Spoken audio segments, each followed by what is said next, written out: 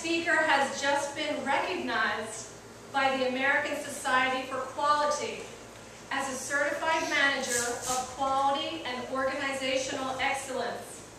To earn this distinction, he needed to pass a 4-hour exam. After a minimum of 10 years professional experience working with the quality management body of knowledge.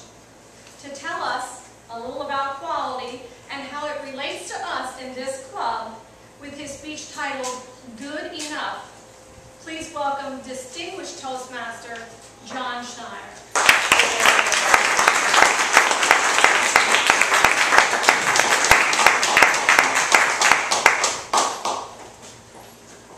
Stick your hand up in the air if you've ever got an A in school. In anything. I got an A+ hug right after the little speech. Now put your hand back up if you ever got a C. And I won't ask for a show of hands, but think to yourself. Anyone in this room besides me ever get an F?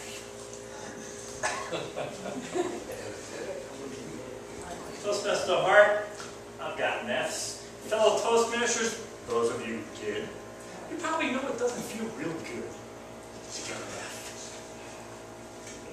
But an A feels real nice. But you know what I found? Most people don't get A's or F's. Most people are pretty much in the middle. And they get that happy C. When I was growing up, a C in school was considered average. Is that not what it was for you? Average? Good enough. Right? And now, is good enough, is average good enough for you? Maybe. But let's think about some places where good enough just isn't good enough. Last year, for example, did a little research. The United States Postal Service handled 168 billion pieces of mail. Would you like to think that the federal government, the Postal Service, operates at an A level? Well, my school in A was anywhere from 90 to 100%. Well, if the Postal Service delivered 90% of 168 billion pieces of mail properly, that would mean 16,800 million pieces of mail would not be delivered properly. Can you even fathom 16 billion pieces of mail going the wrong place? And you know, maybe you don't care. Unless people get Social Security checks. They might care, right? Anybody here ever get alimony? No. I guess if I was sending, I wanted to be in that 10% that didn't make it. Receiving, I want it all the time. But again, maybe you don't care that much about the mail. How about prescription drugs? I checked. Last year, just under 4 billion prescriptions were written, just in this country. And what that means is 90% of them were right. Okay. It means 400 million of them were wrong. Your mom and dad taking one of those? Yeah, but then again, maybe your parents are healthy, and you're not taking prescription drugs. I know many of us in Florida, not from here originally, many of us got down here by flying, didn't we? I was surprised to find out last year in the United States there were 10 million airline flights. 10 million. Well, you know, if 90% of them landed properly, you know, that's a million that didn't. And even if 99% of them landed properly, that's 100,000 that didn't. Now, fortunately, we don't have planes falling from the sky every day. And most of our mail does get through. Prescription drugs, I try to avoid them anyway. But how did they get to the point where all those things could be done, those very important things done, in a way that reduces risk?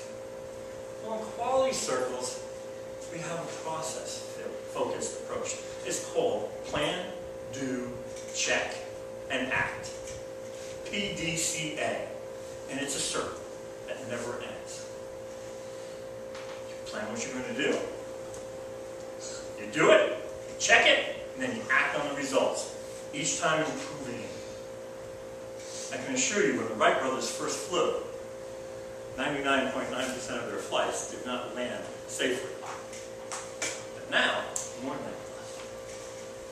And how does that relate to Toastmasters? And particularly to those of you in the room who aren't Toastmasters yet. I know nobody in this room is a C.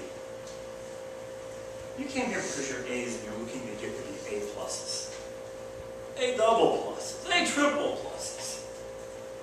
I think the thing that really distinguishes us from the rest of the world is we want to be better. Better than what? Better than what we are today. Because who decides what's good enough? Every one of you decides what's good enough for you. Austin, Greg, Marshall, what's good enough for you? That's for you to decide. We're here to help you. And you can use plan, do, check, act. Just like the airlines. Take a look at your speech requirements. Decide what you're going to talk about. That's your planning. Speak when a train is coming. You need to practice that because you can't control it. But you come out here and you do it. How do you check your work? Hey, we're recording it just so you can watch what you did. Plus, you'll get an evaluation, just like I will, in about 15 minutes or 3 more characters out of the bag. And then you take that feedback and you act on it. And you keep doing it. It doesn't end. This is our lab. We experiment, plan, do, check, act. Come back out and do it. My advice to everyone, speak as often as you can. It doesn't have to be here. Anywhere, speak, because the more often you speak, the more comfortable you'll get. And with that comfort will come confidence. And that confidence will help you find your voice. And then one day, when you're on an airplane, and they said, is there a pilot in the audience? You will know what to do. After the speeches,